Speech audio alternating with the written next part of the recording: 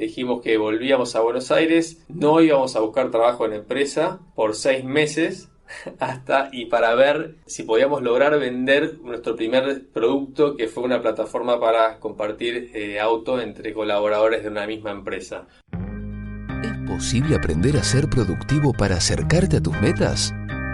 ¿Cómo hacen los que hacen? ¿Qué hábitos y rutinas mantienen? Neurociencia, productividad, automotivación.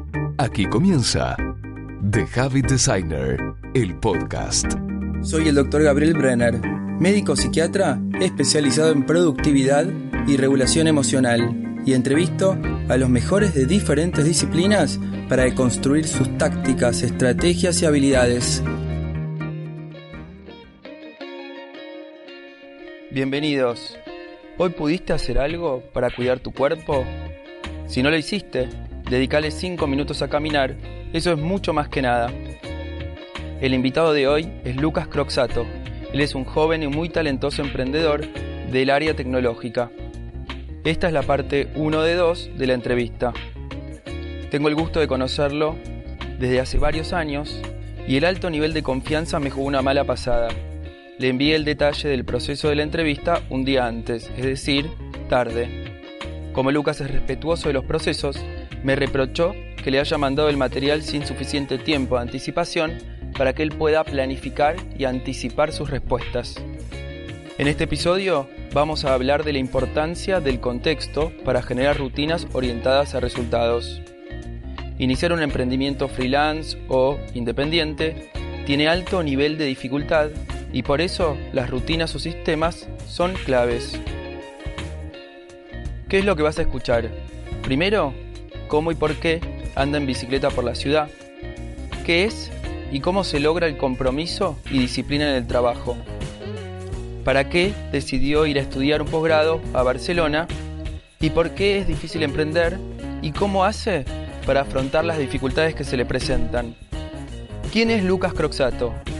Él es cofundador y COO, Chief Operating Officer de Syncropool, que es una empresa tecnológica que provee una plataforma para optimizar la logística de personas que se mueven en taxi, remis, combi, autos de flota en las empresas.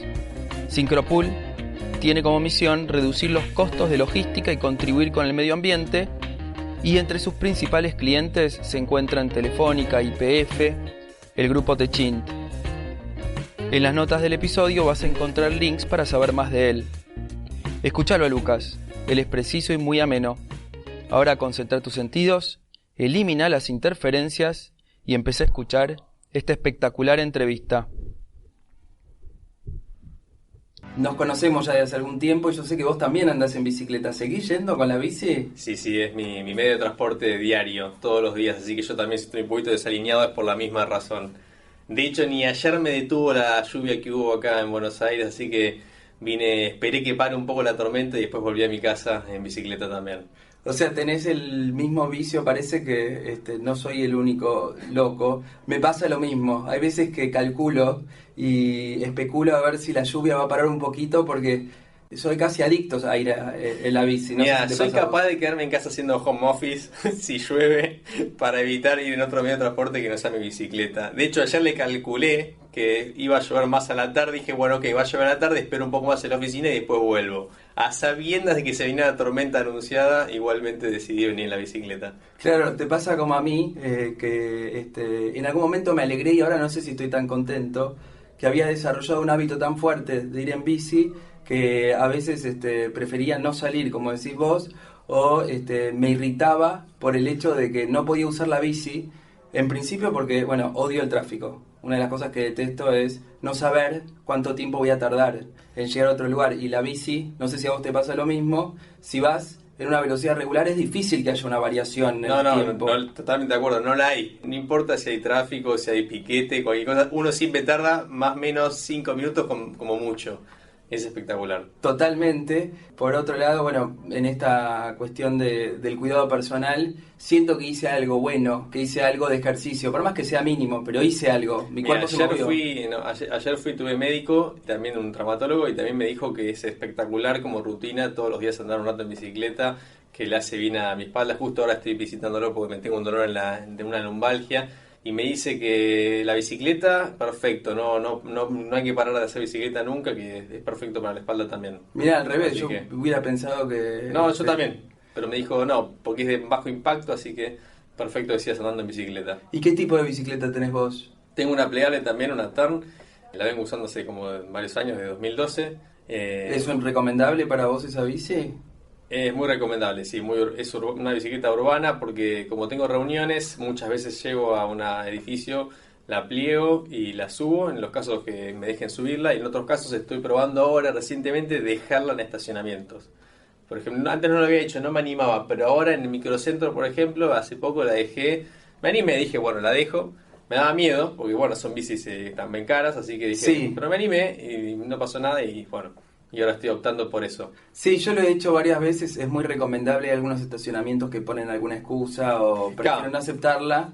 Que tuve un periodo largo en que dejé de llevar al estacionamiento porque no me querían tomar, me acuerdo en el microcentro hace varios años, al principio, en 2013, no me la tomaban en ningún lado. Pese a que anunciaban que Hay una ley. Sí, no me la tomaban y después recién retomé el año pasado, en 2018, y la empecé a dejar de vuelta en estacionamiento.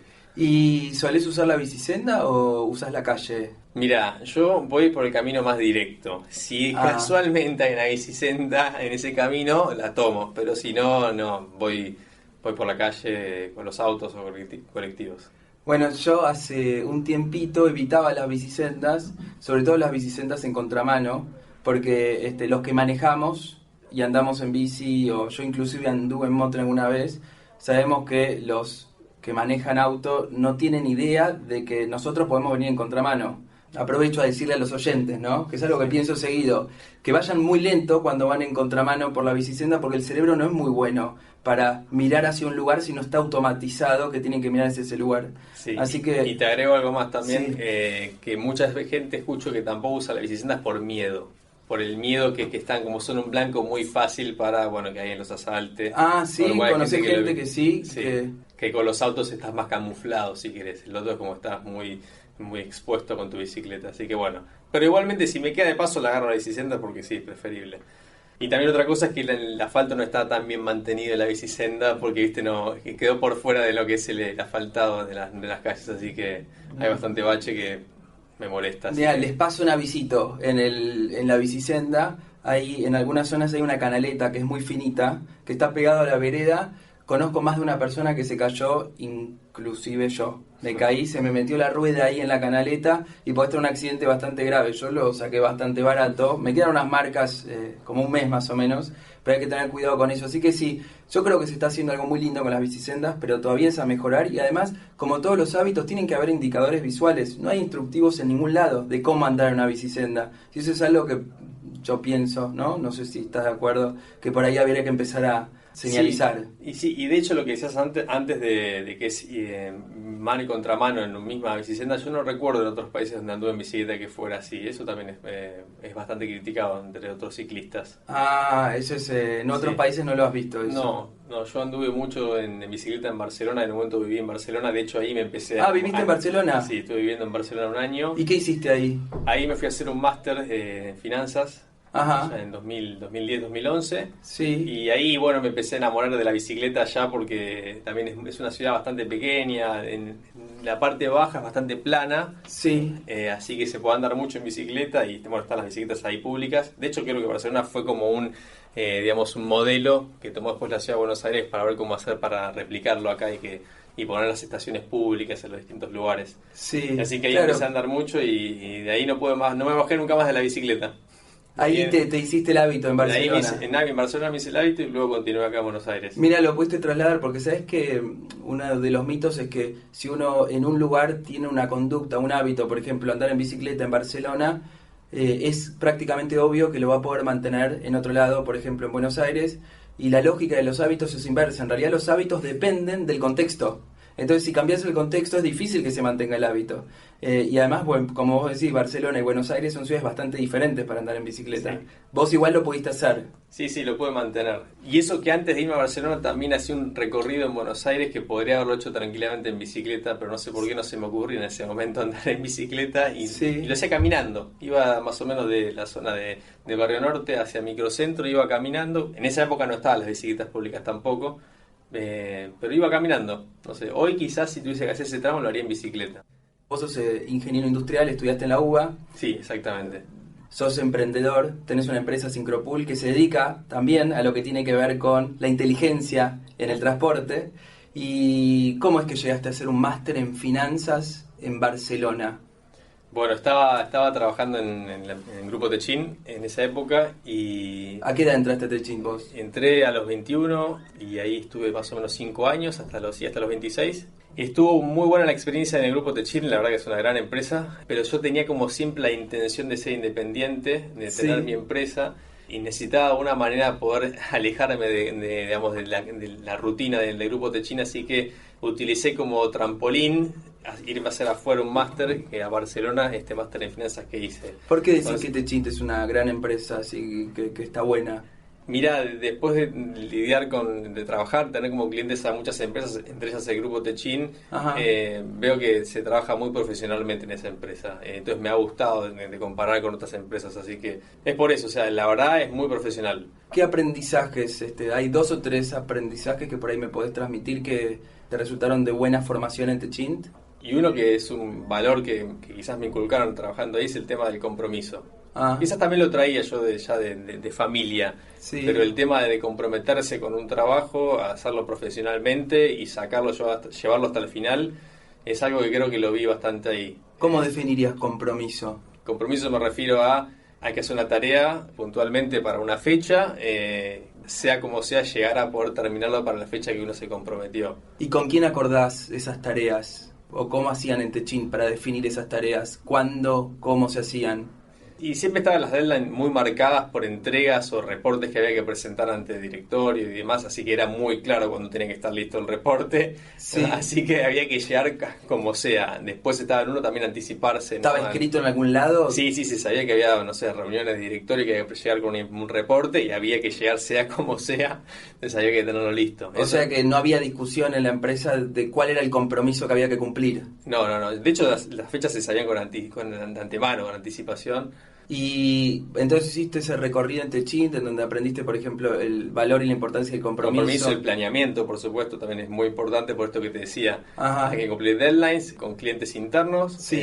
Y había que llegar y se llegaba sea como sea.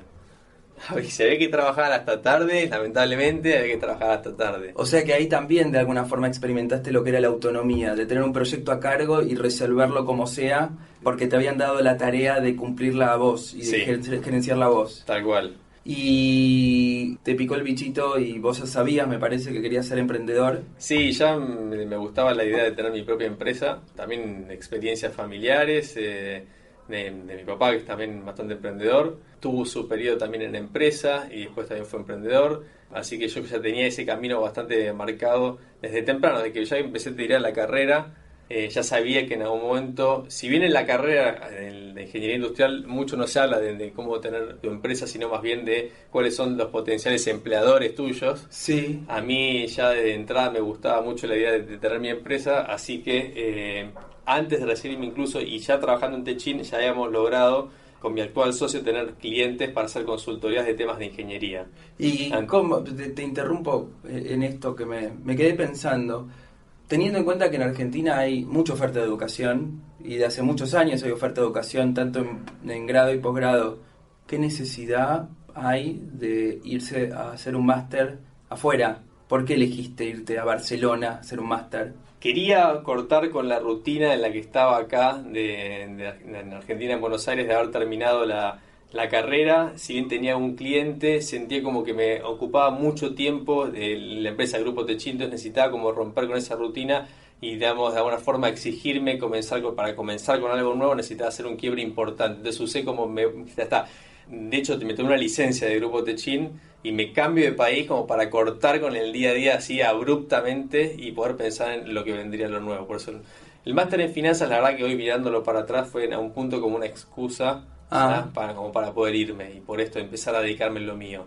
De hecho fue que cuando volvimos antes de volver de Barcelona con Martín, que me fui también a Barcelona con mi socio actual de Syncropool, fuimos juntos allá a hacer el máster. Él también venía en una situación parecida porque también él se había recibido también de ingeniería industrial, sí. Trabajaba en Toyota y decidió renunciar también para irnos a hacer el máster allá, con la misma idea de usarlo como trampolín para después emprender y tener nuestra propia empresa. Así que funcionó, fue un poco caro, bueno, si lo pensás como trampolín para emprender, pero sirvió, la experiencia sirvió y fue tal cual, porque luego cuando estábamos terminando el máster, con Martín hicimos un compromiso, un pacto, que dijimos que volvíamos a Buenos Aires, no íbamos a buscar trabajo en empresa por 6 meses, y para ver de vender, si podíamos lograr vender nuestro primer producto, que fue una plataforma para compartir auto entre colaboradores de una misma empresa.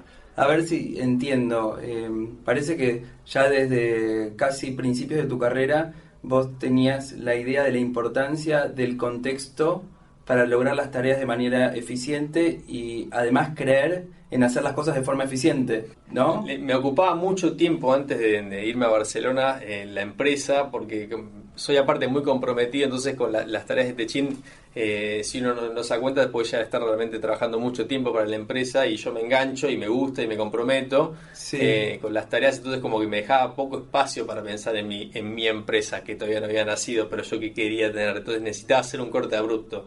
Y en esta filosofía de pensar en cómo hacer las cosas de manera eficiente, haciendo, por ejemplo, este corte abrupto, ¿es algo que vos ya tenés de chico o es algo que aprendiste? ¿Crees que naciste con esta forma de pensar? ¿La aprendiste? ¿Cómo es? Sí, estoy convencido que hay que crear las condiciones para que uno pueda hacer lo que realmente quiere. Yo sí, a mí me daba cuenta que me costaba mucho trabajar en mi empresa, esta consultoría que estaba haciendo mientras trabajaba en Techin, me costaba mucho realmente dedicarle tiempo. Entonces necesitaba cambiar algo, tenía que mover las bases para poder dedicarme full time a tener mi empresa. Otra cosa te pregunto en realidad, quiero saber si, por ejemplo, ¿te acordás de alguna anécdota de chico en la adolescencia o en la infancia, en el colegio, en el deporte, en donde tuviste el ejemplo o naturalmente tenías la inclinación de tratar de ser eficiente pensando en las condiciones para lograr las tareas de la mejor manera? No sé si sirve como anécdota, pero te cuento una que me pasaba que al principio en mi colegio, el deporte número 1 de mi colegio siempre fue el rugby. A mí, si bien me gustaba el rugby, cuando empecé a crecer... ¿Qué colegio fuiste? Se llama Argentina Modelo. El colegio, fomentaba mucho que sus alumnos jugaran rugby en el Club San Carlos, que es un club muy lindo. Yo, cuando era más chico, en la primaria, iba, me gustaba, pero cuando empecé a crecer un poco más, ya en el secundario, me di cuenta que no era lo que más me apasionaba. Y no sabía cómo hacer el corte, porque era un corte, digamos, con la cultura del colegio, cultura incluso de amigos míos. Y bueno, charlando con una tía mía, en un momento me di cuenta que no estaba convencido con lo que hacía, y entonces un día para el otro corté, de la actividad corté. Me acuerdo que me fui a comprar una guitarra, otra cosa que me gusta mucho a mí es la música. Ajá. Me interesaba más lo que era la música y tuve que hacer un corte abrupto ahí y dejé de ir de un día para el otro, a mitad me acuerdo, creo que era cuando tenía 13 años, no sé si fue en primer año o en segundo año, corté abruptamente el rugby y me empecé a dedicar a la música, que me gustaba más, a aprender música. Estaba más también, por ejemplo, en los deportes más extremos, empecé a andar en skate, a andar en rollers y un poco también en bicicleta. Ahí fue como otro momento que recuerdo que hice un corte como abrupto, si se quiere, parecido a esto, donde venía de una rutina y como para cambiar el contexto tuve que hacer un quiebre de un día para el otro. O sea, se ve que me sirven así los cambios, cuando son como que llegaste acá con esta rutina, ahora empiezo con la nueva rutina. Sí, o sea que por lo menos desde tu punto de vista, para hacer cambios importantes hay que decirle que no a circunstancias importantes. Es difícil para vos hacer saltos si uno no le dice que no a la rutina que viene teniendo. Claro, por ejemplo, en ese momento para mí hacer deporte me llevaba todo el sábado. Por ejemplo, me acuerdo que era ir al club de deportes desde la mañana temprano hasta última hora. Todo el sábado, que era un día libre importante de la secundaria, lo tenía ocupado 100% con eso. Y yo me di cuenta que después me quedaba quizás con poco tiempo para hacer otras cosas que me gustaban, también, que me estaban comenzando a llamar la atención. Entonces dije, no, le quiero dedicar este tiempo a otras cosas que verdaderamente me llaman la atención, que ahora tengo más también poder de decisión, donde ya me estaba yendo a la secundaria, ya era más joven. O sea, te pasó lo mismo, me parece, que con el emprendimiento, que terminaste siendo como un poco outsider de alguna forma, o como marginal, salir de lo que es la carrera habitual para, en tu caso, tocar música o hacer skate, y en este caso, salir de la rutina habitual para iniciar tu propio emprendimiento. Y me imagino que debe ser difícil emprender. Uno puede tener una idea o las ganas de hacer algo, pero puede ser que el mercado no le guste tu idea o quiera otra cosa. Y entonces una cosa que requiere cuando sos emprendedor es tener mucha flexibilidad de lo que quieres hacer. De hecho, sin ir más lejos, nuestro primer producto, que fue esta plataforma de carpooling que les contaba, Sí, ahí en Syncropool, sí. En Syncropool en realidad después derivó en otro producto que surgió escuchando la necesidad del cliente. Sí. O sea, nosotros al principio queríamos que la gente fuera junta en auto desde su casa hasta el trabajo, pero después nos dimos cuenta que la idiosincrasia, un poco la cultura argentina es si vos ya estás manejando tu auto, ese espacio como lo tenés reservado y no sé si lo querés compartir. O sea, nos costó que la gente se animara a compartir, sobre todo los que ya venían conduciendo. Claro que es difícil porque parece que uno se enamora de las ideas. Vos me contás esta idea y me parece maravillosa y me encantaría encontrar gente que hace un recorrido parecido. Sí, además, sobre todo si trabajo con una misma persona, me encantaría encontrar gente para compartir, pero al mismo tiempo parece que, como vos decís, no alcanza con enamorarse de las ideas, hay que tener flexibilidad. Tal cual, y así fue que un cliente nos dijo, en vez de tratar de que compartan auto, digamos, para venir al trabajo, ¿por qué no tratamos de optimizar el uso de los taxis y remises de la empresa mismo para ahorrar en gastos? O sea, ¿por qué no usamos este motor de coincidencias que ustedes armaron para los fines de la empresa? De ahorrar directamente, ahorrar dinero, digamos, que si hay dos personas que van de una reunión de microcentro, se van para Campana, que en vez de cada uno se pida su auto, que vayan los tres juntos. A ver, vos decís que es difícil y que para corregir o para afrontar esa dificultad hay que tener flexibilidad. Entonces, al revés, contame cuál sería un error común que hace que como emprendedor uno fracase. Darse cuenta que el mercado te está pidiendo otra cosa. De hecho, esto nosotros nos lo pidió un cliente y después empezamos a ver en otros clientes y también se daba que tenían la misma necesidad. Sí. Pero también hay que leer, ¿no? Porque al principio nuestra plataforma, la de carpooling, si bien al principio la gente se enganchaba, se anotaba, después en el día a día perdía el uso. Entonces hay que saber leer lo que está pasando con tu sistema o con tu plataforma y adaptarte a lo que te requiere el mercado. O sea, en realidad cuando me decís leer sería escuchar las necesidades de tus clientes o las necesidades del mercado, porque lo contás con naturalidad, pero fue una conversación de un momento en donde un cliente te hizo una mención y vos tomaste nota. Sí, de hecho te dicen que es mejor tener pocos clientes o usuarios que estén enamorados de tu producto que tener millones que muchos no entienden para qué funciona ni les sirve, porque de los que se enamoraron podés ya sacar mucho conocimiento para después armar un producto que tenga más sentido para el resto. O sea, ¿eso me lo decís como una etapa inicial o...? Como una etapa inicial, claro. En la etapa inicial la recomendación es pocos, entonces... Escuchar muy bien a esos que están enamorados de tu solución, tu producto o lo que están... Sí. ¿Tienen algún nombre o alguna etiqueta para esos clientes? Yo había escuchado Early Adopters, Sí, se lo llama a veces Early Adopters, sí, tal cual. Ok. Ese es el nombre. ¿Y se te ocurre alguna anécdota en donde hiciste lo contrario y podemos entender cómo eso te puede llevar al fracaso? Me ha pasado un montón de veces de desarrollar funcionalidades para nuestra plataforma pensando que los usuarios se iban a enamorar de eso y lo iban a utilizar mucho y después terminar viendo que cuando ves cómo usan tu sistema que hacían exactamente lo contrario, por ejemplo. ¿Qué funcionalidad, por ejemplo? Por ejemplo, en un momento nos pasaba que con el tema de mensajería habíamos hecho un chat espectacular en el sistema para que la gente se comunique en la empresa, pero después terminamos viendo que se ponían en contacto y se pasaban el número de WhatsApp y después terminaban hablando por WhatsApp. Sí, hicimos un chat que replicaba WhatsApp, pero sin embargo después se iban de nuestra plataforma a usar WhatsApp, porque dijimos, ok, lo que ahí hay que hacer foco está hablando de la plataforma de carpooling, ¿no? Entonces dijimos, bueno, ok, el chat está bueno para que se pongan en contacto, pero evidentemente ellos después quieren manejarse por otro lado. ¿Para qué te sirve ese aprendizaje? ¿Qué hiciste con el chat? Y el chat quedó, digamos, pero no lo seguimos desarrollando, digamos, pues fuimos por otras funcionalidades. ¿Y qué hubieras hecho en lugar del chat? ¿O hubieras hecho el chat igual? El problema fue que quizás nos mandamos a armar este chat con demasiadas funcionalidades sin haber entendido que el usuario le interesaba saber del teléfono tuyo, tu WhatsApp, para después seguirlo por WhatsApp. Quizás no leímos eso, quizás era mucho más sencillo, no había que hacer un chat, sino que mandarle un mail directamente con el teléfono en contacto de la otra persona y eso era suficiente. Y ahora, ¿cómo haces cuando se te ocurre alguna nueva funcionalidad para evitar perder ese tiempo o inversión de recursos en algo que después no se va a usar? Y tratamos de implementar esta política de las quick wins, como tratar de implementar... quick wins. Sí, como soluciones que sean baratas en el sentido de bajo costo de desarrollo, pero que te permitan inducir Sí, entender si va a tener sentido después si lo haces la funcionalidad full, digamos. O sea, si le pones todos los recursos todo el tiempo para hacerlo bien. Es como empezar muy chiquito. Muy chiquito, sí. Sí. Incluso, de hecho, en algunas veces nosotros nos hemos puesto, por ejemplo, como si fuésemos mismo a hablar con los usuarios, como si fuésemos, no sé, una agencia, para entender cómo usan el sistema. Antes de programar nada, como que a trabajar como desde WhatsApp directamente, antes de armar un sistema. De hecho, lo recomendamos cuando nos preguntan sobre quiero hacer un sistema para no sé, para enviar un flete. Y entonces piensa en un sistema donde puedan hacer la reserva, que poner un horario, poner una fecha, el tipo de vehículo.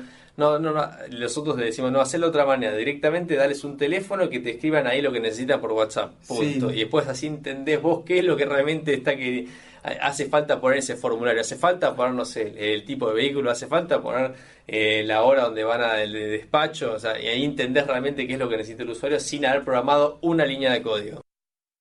Ahora vamos a hablar de algunos conceptos centrales que se repasaron durante la entrevista. Primero hablamos de la bicicleta. Él menciona la efectividad y predictibilidad del hábito. Sabemos que un hábito es una conducta automática que se forma con la repetición y además tiene un refuerzo positivo. En este caso, él sabe lo que va a tardar, a diferencia de otros medios de transporte en donde, por diferentes motivos, no tiene la posibilidad de calcular los tiempos. Cuando menciona Techint, repasamos lo que es el compromiso. Y él dice, es cumplir en tiempo y forma con las tareas, cumplir con los acuerdos generados con el equipo. Compromiso incluye autonomía, es decir, yo tomo una tarea y me encargo de hacerla. Después te cuenta por qué decidió irse a estudiar a Barcelona. Y eso fue porque él le da mucha importancia a condicionar el entorno físico y social para motivarse. Eso lo obliga a cambiar. Cuando se fue, se alejó de las personas, los estímulos, los lugares que podían interferir con su objetivo, que era